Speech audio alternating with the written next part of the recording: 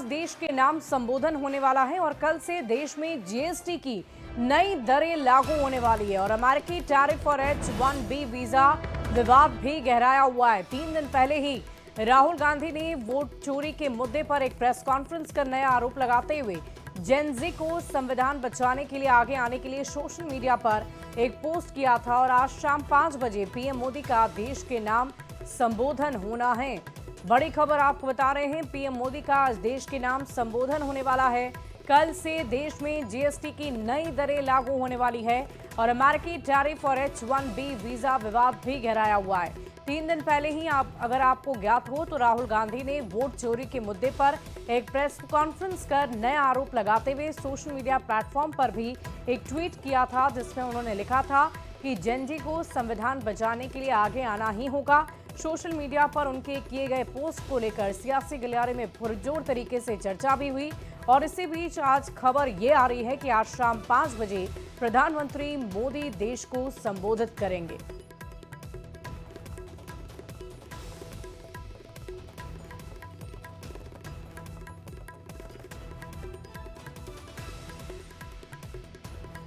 तो पीएम मोदी आज देश को संबोधित करेंगे। पीएम मोदी का राष्ट्र के नाम संबोधन शाम 5 बजे होगा। देश में कल से जीएसटी 2.0 की नई दरें लागू होंगी। बड़ी खबर आपको बता रहे हैं, आज शाम 5 बजे प्रधानमंत्री नरेंद्र मोदी सभी को संबोधित करेंगे और ऐसे में देखने वाली बात होगी कि पीएम के संबोधन के दौरान क्या महत्वपूर्ण बातें उनकी तरफ से रखी जाती है। 3 तस्वीरें हम आपको दिखा रहे हैं। कल से जीएसटी 2.0 लागू होने वाला है। पीएम का आज संबोधन है। स्वदेशी अपनाने की अपील पीएम मोदी ने पहले भी की है और इसी बीच जब जीएसटी के दरों को कम किया गया है तो ऐसे में जो कंज्यूमर हैं, जो खरीदार हैं, उनके लिए ये बहुत राहत भरी खबर है। जीएसटी बचत उत्सव मनाएगी बीजेपी। 22 से 29 सितंबर तक जीएसटी बचत उत्सव मनाया जाएगा। जेपी नड्डा का सभी बीजेपी सांसदों को निर्देश है, सभी सांसद जीएसटी बचत उत्सव में हिस्सा लें। नड्डा ने यह भी कहा कि जीएसटी रिफॉर्म को लेकर जनता को जागरूक किया जाए ताकि जनता को इस बात की पूरी जानकारी हो कि सरकार की तरफ से जो नई दरें लागू की गई है उसके अनुसार उन्हें किसी भी सामान की कीमत अब कम देनी है और ऐसे में जागरूकता लोगों के बीच फैलाने के लिए तमाम बीजेपी के नेताओं की तरफ से 22 से लेकर 29 सितंबर तक जीएसटी बचत उत्सव मनाया जाएगा। क्योंकि जाहिर सी बात है, इसे उत्सव के तौर पर इसलिए देखा जा रहा है क्योंकि महंगाई को लेकर इस सरकार के लिए विपक्ष लगातार सवाल खड़े करता रहा है और ऐसे में अब महंगाई दर कम होगी तो लोगों की जेब भी अब आसानी से खर्च कर पाएंगे लोग। और एशिया कप में हैंडशेक विवाद के बाद आज फिर भारत और पाकिस्तान का मुकाबला होगा। रात 8 बजे दुबई में ये एशिया कप खेला जाएगा। सुपर 4 का मुकाबला होना है। पिछले मैच में भारत ने पाकिस्तान को 7 विकेट से शिकस्त दी थी। भारत पाकिस्तान के मैच में रेफरी ही एंडी पायक्रॉफ्ट होंगे। पीसीबी की मांग को आईसीसी ने खारिज कर दिया। कश्मीर में पाक आतंकियों के हमले के बाद भारत में क्रिकेट प्रेमियों ने एशिया कप में भारत पाकिस्तान मैच का बहिष्कार कर दिया। पहले एशिया कप में भारत ने पाक पर जीत हासिल करने के बाद आज एक बार फिर से दोनों देशों के बीच क्रिकेट मैच है और इसे लेकर पटना में पोस्टर के जरिए क्रिकेट प्रेमियों ने अपनी भावनाओं का इजहार किया।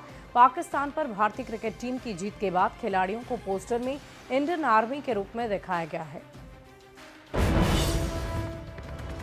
और देखिए, पीएम की मां को गाली देने का मामला। विधायक तेज प्रताप यादव का बड़ा बयान, किसी की मां को गाली देना गलत बात है। मां का अपमान करने वालों को जेल भेजा जाए। आरोपी पर कार्रवाई अगर नहीं हुई तो आंदोलन भी करेंगे। तेज प्रताप यादव की तरफ से बड़ा बयान दिया गया है। आरजेडी की रैली में पीएम को गाली देने से जुड़ा हुआ ये पूरा मामला है और इसी विषय पर जब तेज प्रताप यादव से सवाल किए गए तो उन्होंने कहा कि ये बिल्कुल गलत है और अगर ऐसा कोई करता है तो उन्हें जेल भेजा जाए। अच्छी बात है कि जिन लोगों ने मां के ऊपर आरोप लगाने का काम किया है और उंगली उठाने का काम किया है, उनके ऊपर एफआईआर दर्ज किया, उनको जेल जाना चाहिए। हम सरकार से और केंद्र सरकार से ये भी मांग करते हैं कि जो मां जैसे शब्द का अपमान करने का काम किया है उसको तुरंत से तुरंत जेल भेजे। हम ये मांग करते हैं, हम इसका समर्थन करते हैं। मंत्री गिरिराज सिंह ने बिहार में आरजेडी की रैली में पीएम मोदी की दिवंगत मां को लेकर कथित तौर पर फिर से की गई आपत्तिजनक टिप्पणी पर कहा कि तेजस्वी यादव के मन से ऐसा होना मुझे अजीब नहीं लगा, क्योंकि राहुल गांधी और तेजस्वी यादव में कोई अंतर नहीं है। पीएम की मां के लिए अभद्र भाषा का इस्तेमाल कर उन्होंने बहुत बड़ी गलती की है, बिहार की अस्मिता का अपमान किया है। तेजस्वी यादव और राहुल गांधी को इसके लिए माफी मांगनी चाहिए, वरना बिहार की जनता उन्हें इसकी सजा जरूर देंगी। तेजस्वी यादव जी हों, राहुल गांधी, तेजस्वी जी के मंच से ये होने के बाद मुझे अटपटा नहीं लगा। मुझे लगा कि ये राहुल गांधी और तेजस्वी दोनों में कोई अंतर नहीं, और लालू जी के जमाने में जो बदतमीजी हुआ करता था वो राहुल गांधी ने दरभंगा के मंच पे किया, ये वैशाली जिले के मंच पे किया। वहीं आरजेडी नेता तेजस्वी यादव की सभा में पीएम मोदी की मां पर आपत्तिजनक टिप्पणी के आरोप पर प्रशांत किशोर ने कहा कि आरजेडी नेताओं का व्यवहार उनके काम करने के तरीकों को दर्शाता है। वे गाली गलौज और बदनामी का सहारा लेते हैं, जो कोई नई बात नहीं है। वे अब भी उसी ढर्रे पर चलते हैं। के नेताओं का, इनका चरित्र, इनका काम करने का तरीका, इनकी राजनीति ही इसी तरह की गाली गलौज, भाषा की मर्यादा न रखना, एक दूसरे कट्टा, बदमाशी, रंगदारी, अपहरण, यही काम ये लोग करते रहे हैं। तो अगर इनके मन से फिर से ये हो रहा है, ये तो सिर्फ इतना ही दिखा रहा है कि भाई ये बदले नहीं है। जो पहले जिस चीज के लिए जाने जाते थे वही चीज आज भी ये कर रहे हैं। वहीं पीएम मोदी की मां पर आपत्तिजनक टिप्पणी को लेकर बिहार बीजेपी के प्रदेश अध्यक्ष दिलीप जायसवाल ने भी पलटवार किया। बिहार के लोग इसे बिल्कुल स्वीकार नहीं करते। देश का कोई भी मतदाता उनके साथ नहीं है और वो केवल खुद को बदनाम करते हैं और अपनी गरिमा खोते हैं। तेजस्वी यादव जी, राहुल गांधी जी, प्रधानमंत्री जी के स्वर्गीय माता जी को गाली जो आप बकवा रहे हैं, न भगवान माफ करेंगे न बिहार की जनता माफ करेगी। और ये बता रहा है कि आप हताशा में हैं और इस हताशा से आपको चुनाव में हार का डर अब सताना शुरू कर दिया है। भारतीय जनता पार्टी के कार्यकर्ता और भारतीय जनता पार्टी इसका प्रतिकार करेगी और आपको बिहार के जनता के सामने बेनकाब करने का काम करेगी कि आपने प्रधानमंत्री जी के स्वर्गीय माता जी को और अपने सभा में गाली बकवाने का काम कर रहे हैं। पीएम मोदी की मां पर आपत्तिजनक टिप्पणी को लेकर जीतन राम मांझी ने कहा, जो व्यक्ति हताश हो जाता है वो किसी भी तरह से गंदे शब्दों और गंदे कृत्यों का सहारा लेता है। सुर्खियों में आने के लिए वे ऐसी चीजों का सहारा ले रहे हैं जो बेहद निंदनीय और अपमानजनक है। बिहार के मतदाता चुनाव में इसका जवाब जरूर देंगे। कि जो आदमी डिस्परेट हो जाता है, अपनी सफलताओं के संबंध में पूरा वो विश्वस्त हो जाता है कि हम असफल हैं, तो इन किन प्रकार न गंदी बातों का, गंदी हरकतों को अपना करके वो कुछ दिखलाना चाहता है कि लोग देखें समझें, हमारे बारे में भी कुछ चर्चा करें। तो चर्चा में आने के लिए ऐसी बातों का सहारा वो लोग ले रहे हैं जो घोर निंदनीय है, अपमानजनक है। बात बोलने में भी हम लोगों को घृणा लगती है। वहीं SC/ST वर्ग के लिए बड़ी घोषणा की गई है। नीतीश सरकार ने SC/ST वर्ग और शिक्षा सेवकों के हित में कई बड़ी घोषणाएं की हैं और इस फैसले से विकास मित्रों और शिक्षा सेवकों को सीधा लाभ मिलेगा। सबसे अहम बात तो ये है कि अब विकास मित्रों का भत्ता बढ़ा दिया गया है। परिवहन सुविधा के लिए उन्हें हर महीने 2500 रुपये भत्ता मिलेगा। वहीं स्टेशनरी खर्च के लिए 1500 रुपये प्रति माह दिए जाएंगे। इसके अलावा डिजिटल कार्यों को बढ़ावा देने के लिए उन्हें टैबलेट खरीदने हेतु 25,000 रुपये की आर्थिक सहायता भी दी जाएगी। शिक्षा सेवकों के लिए भी सरकार ने राहत भरी घोषणा की है। अब प्रत्येक शिक्षा सेवक को स्मार्टफोन खरीदने के लिए 10-10 हजार रुपये दिए जाएंगे। और इतना ही नहीं, बच्चों को बेहतर पढ़ाई सुविधाएं मुहैया कराने के उद्देश्य से शिक्षण सामग्री मद की राशि में भी बढ़ोतरी की गई है। सरकार का ये मानना है कि इन फैसलों से विकास मित्र और शिक्षा सेवकों की कार्यप्रणाली और भी ज्यादा प्रभावी होगी। परिवहन, स्टेशनरी, टैबलेट, स्मार्टफोन जैसी सुविधाओं से शिक्षा व्यवस्था में तकनीकी सुधार होगा और बच्चों को पढ़ाई का बेहतरीन माहौल मिलेगा। बिहार सरकार के मंत्री श्रवण कुमार बांका जाने से पहले जमुई सर्किट हाउस पहुंचे, जहां उन्होंने कार्यकर्ताओं से मुलाकात की। उन्होंने कहा कि नीतीश कुमार के नेतृत्व में विधानसभा का चुनाव लड़ा जाएगा। उन्होंने आरजेडी और कांग्रेस पर भी जोरदार हमला बोला। जिनको हम अच्छा लगते हैं वो माला बनाते हैं, गुलदस्ता दे रहे हैं। जिनको हमारी बात अच्छी नहीं लगती है, खदेड़ते हैं, नारा लगाते हैं। ये तो लोकतंत्र की खूबसूरती है, चलता रहता है। जिनको हम पसंद नहीं है वो हमारे बारे में कैसे नारा लगाएंगे।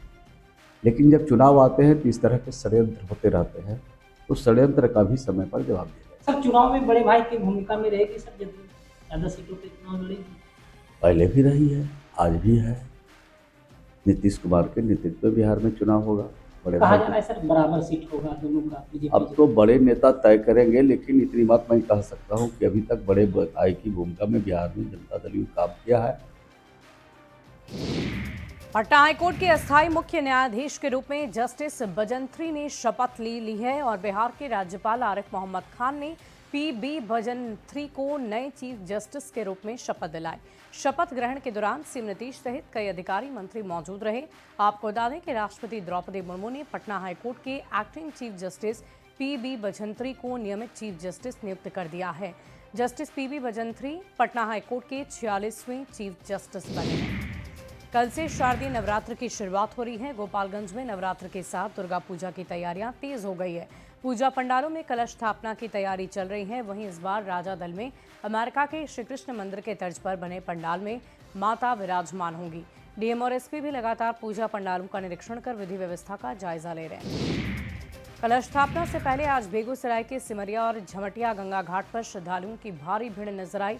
समस्तीपुर, मधुबनी, दरभंगा के अलावा कई जगह से आकर गंगा स्नान के बाद पूजन अर्चन कर गंगा जल कलश में भरकर घर को ले जा रहे भक्तजन। गंगा में इस बार अधिक पानी रहने की वजह से श्रद्धालुओं को थोड़ी परेशानी का सामना जरूर करना पड़ा। वहीं लोगों की भीड़ को देखते हुए प्रशासन भी पूरी तरह से मुस्तैद है। आज 21 तारीख रविवार आश्विन कृष्ण पक्ष अमावस्या के अवसर पर भक्तजन गंगाजल कलश के लिए बोझने आए हैं। स्नान कर बोझते हुए मंदिर में पूजा अर्चना दान प्रदान करते हुए धिया पुता का सुख संपत्ति आगे की ओर बढ़ाते हुए भक्तजन अपना घर को प्रस्थान करते हैं। जय जय हो। और अब बात बारिश और उमस से हो रही परेशानी की करेंगे। दानापुर में जल जमाव की समस्या समाप्त होने का नाम ही नहीं ले रहा। तस्वीर दानापुर के वार्ड संख्या 36 के शांति विहार कॉलोनी की है, जहां कॉलोनी के पास जल जमाव होने से सोसाइटी में रहने वाले लोगों को भारी परेशानी हो रही है। लोगों ने जल जमाव को देखते हुए खुद के पैसे से ईंट का रास्ता बनाया ताकि लोगों को जल जमाव से निजात मिल सके, लेकिन उसके बाद भी समस्या जस की तस है, उससे निजात नहीं मिल पा रहा। लोगों ने नगर निगम पर ध्यान नहीं देने का आरोप लगाते हुए जल्द समाधान करने की मांग की। अगली खबर शेखपुरा से, जहां घाट कुसुम्भा के बाढ़ पीड़ितों ने प्रदर्शन किया। पीड़ित गांव के लोगों का कहना है कि हरोहर नदी का पानी गांव में घुस जाने से पूरा गांव पानी में डूब चुका है। इसकी वजह से लोगों को भारी परेशानी हो रही है। बाढ़ पीड़ितों ने जल्द से जल्द मुआवजे की मांग को लेकर प्रदर्शन किया। हम धरना प्रदर्शन इसलिए बैठे हैं कि हम लोग के बहुत दिक्कत हो रहा है। पानी के जल जमाव होने के कारण मेरा गांव में जल जमाव क्यों नहीं टूटता है। सगर आसपास में जल जमाव होने के कारण पैसा मिलता है, घाट के समय पैसा क्यों नहीं आता है। सगर आसपास में गांव में जाके देखिए पैसा आता है, मेरा घाट के समय क्यों नहीं आता है। घाट कुसुम्भा प्रखंड जो है आज तक जल जमाव का मार झेल रहा है, तो उसको बाढ़ ग्रस्त कराने के लिए हम लोग इकट्ठा हुए हैं। आज डीएम साहब को घेराव करने के लिए आए हैं, क्योंकि 2008 से हम ये झेल रहे हैं। क्योंकि जो हरोहर नदी है, हरोहर नदी से हम लोग डूबते हैं और वही नदी से लखीसराय भी डूबती है। लखीसराय का बरहिया प्रखंड, तो बरहिया प्रखंड वाले को हर चीज़ का मुआवजा मिलती है, लेकिन आज घाट कुसुम्भा प्रखंड को, जो कि दोनों का जल स्तर सेम है, दोनों का जल स्तर सेम है, तो बरहिया प्रखंड वाले को हर व्यवस्था मिलती है और घाट कुसुम्भा प्रखंड वाले को नहीं मिलते हैं। क्यों? बिना बताए हम लोगों को बस एक पत्र के माध्यम से एक सूचना दी गई थी, उस पर अनुमति नहीं दी गई थी प्रशासन द्वारा। यहाँ पे भारी मात्रा में एकत्रित होकर सड़क जाम करके अपनी मांग रखी। उनकी मांग यह थी कि उनके क्षेत्र को बाढ़ प्रभावित घोषित करके जो GR रिलीफ का कॉम्पोनेंट है उनको दिया जाए। तो उस पर हम लोगों ने जो यहाँ पे मुख्यतः 6 लोग, जिसमें 2 महिलाएं और 4 पुरुष थे, उन लोगों को हम लोगों ने अंदर बुला के डीएम सर से भेंट कराई। वहीं जमुई जिले के सदर अस्पताल स्थित पैथोलॉजी लैब की हालत गंभीर बनी हुई है। बीते 6 महीनों से लैब की छत से लगातार पानी टपक रहा, जिससे मशीनों को क्षति पहुंचने का खतरा बढ़ गया है। टपकते पानी की वजह से लैब में मौजूद महंगे उपकरणों पर सीधा असर हो रहा है, जिससे मरीजों को दी जाने वाली जांच सुविधाएं बाधित होती है। लैब कर्मियों ने बताया कि इस समस्या को लेकर कई दफा अस्पताल प्रबंधन से शिकायत की जा चुकी है, लेकिन अब तक कोई ठोस कदम नहीं उठाए गए। छत की लीकेज से मरीजों और स्टाफ दोनों को परेशानियों का सामना करना पड़ता है। हमेशा सुर्खियों में रहने वाली सीतामढ़ी के डीएम रिची पांडे का नया वीडियो सामने आया। इस बार वो क्लासरूम में बच्चों को पढ़ाते नजर आए। डीएम एमपी हाई स्कूल में छात्रों के बीच सफलता की टिप्स दे रहे हैं। डीएम के इस पहल पर इस क्लास की शुरुआत की गई है, जिसमें समय समय पर अधिकारी और शिक्षक बच्चों को पढ़ाते नजर आएंगे।